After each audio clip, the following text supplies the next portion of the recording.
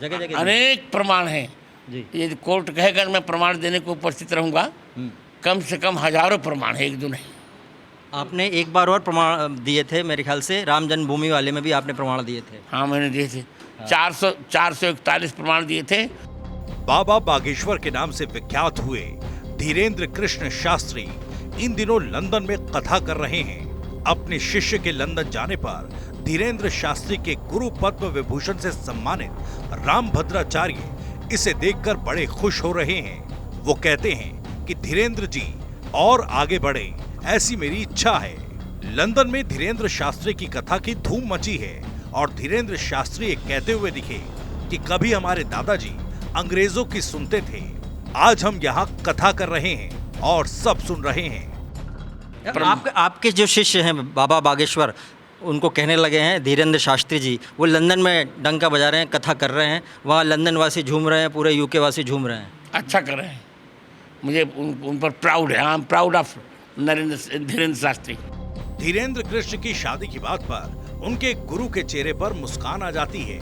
इस पर वो कहते हैं कि मैंने उनको विवाह के लिए कहा है, कन्या मिलते ही उनका विवाह कर दिया जाएगा। उनकी शादी की बात, विवाह की बात हो रही है, विवाह कब करवाइएगा उनका? अब देखें, जो आप लोग कोई कन्या ढूंढेंगे तो करवा देंगे। रामभद्राचार्य इन दिनों नोएडा में कथा करने आए हुए हैं।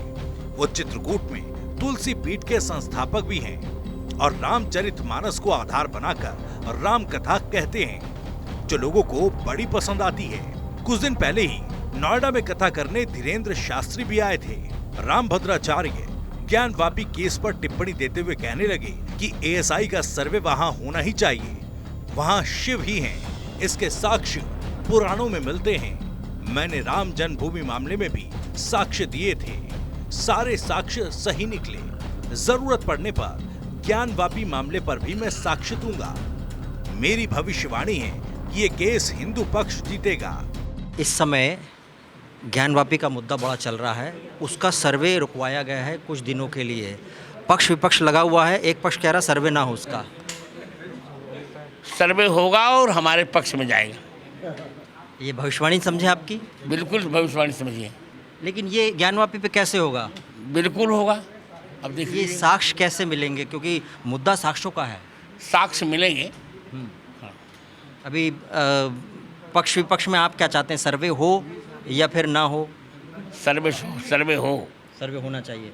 एएसआई को सर्वे नहीं भी करने दिया जा रहा है, वो कोर्ट का मामला कोर्ट बताकर अटकाया जा रहा है। वो गलत बात है, सब कुछ ठीक होगा। कैसे होगा पर? अब होगा।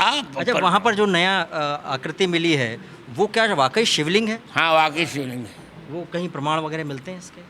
वो पुराणों में भी प्रमाण है, जगह जगह अनेक प्रमाण हैं जी। ये कोर्ट कहेगा मैं प्रमाण देने को उपस्थित रहूंगा, कम से कम हजारों प्रमाण है, एक दो नहीं। आपने एक बार और प्रमाण दिए थे मेरे ख्याल से, राम जन्मभूमि वाले में भी आपने प्रमाण दिए थे। हाँ मैंने दिए थे, 441 प्रमाण दिए थे और 437 सही निकले थे और 4 भी निकले थे, वो भी केवल धूमिल थे बस। इसी के आगे वो एक और भविष्यवाणी कहते हैं कि नरेंद्र मोदी के बारे में मैं कहता हूँ कि वो तीसरी बार प्रधानमंत्री बनेंगे। ये मेरी भविष्यवाणी है।